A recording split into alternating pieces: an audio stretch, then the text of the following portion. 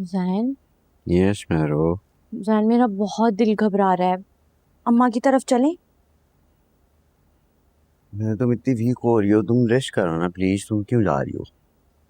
Please ना जैन, मुझे मेरी अम्मा की याद आ रही है। तुम्हें भी तो आती है ना अपनी मम्मा की याद? हाँ, मामा को मिस तो बहुत करता हूँ ना।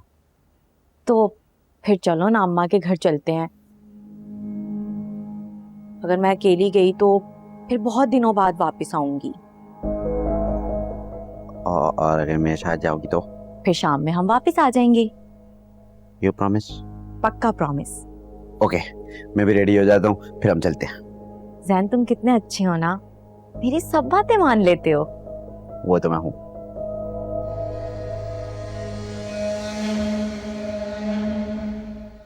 लेकिन एक छोटा सा प्रॉब्लम है। क्या?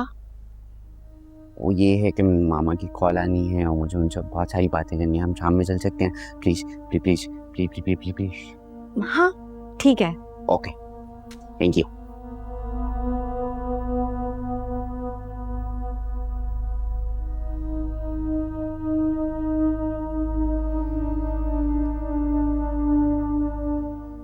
हेलो सलमान।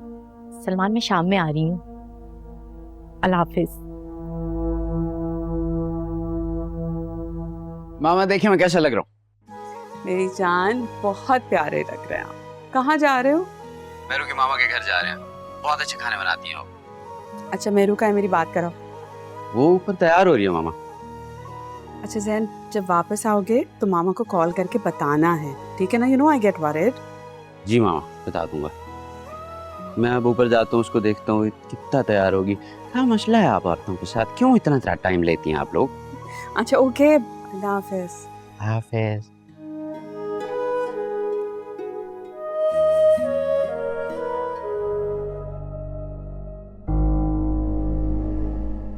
अस्सलाम वालेकुम अम्मा।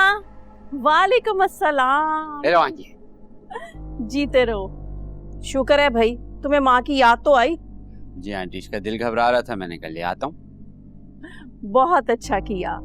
ये तो बड़ी बेमुरवत हो गई है, इसे तो माँ की याद ही नहीं आती। तुम सुनाओ जैन बेटा, तुम इसका ख्याल नहीं रखते? बताओ। अरे जैन तुम ऐसा करो, अंदर जाओ, जाकर कार्टून देखो। तुम अम्मा की बातों से बोर हो जाते हो, जाओ। Excuse me aunty. Thank you aunty. अम्मा ज़ारा से कहें जरा एक कप चाय तो बना के ला दे। ओहो भाई, ज़ारा घर होगी तो बनाएगी ना चाय। क्यों? क्या वो फिर चली गई है दिल साहब के घर वापस? नहीं नहीं, वो अपने ससुराल पहुंची हुई है और मुझे फोन करके कह रही है कि हादी के साथ वापस आ जाऊंगी। वाह अम्मा, ज़ारा के तो अदील साहब के घर जाकर अंदाज ही बदल गए हैं। वो अब आपसे इजाजत नहीं लेती बल्कि आपको अपना फैसला सुनाती है। हाँ, ये सब वो तुम्हारे अब्बा की शय पे कर रही है।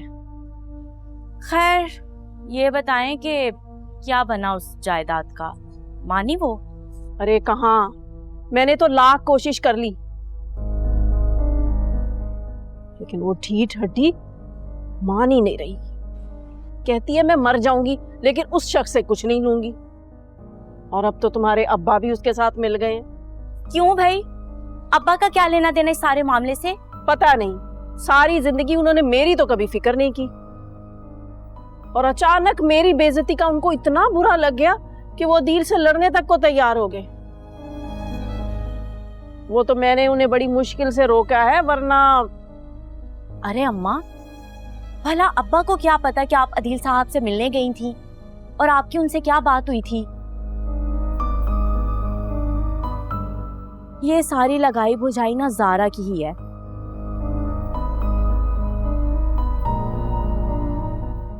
ताकि आप उसे मजबूर ना करें उसके बाप से कुछ लेने से।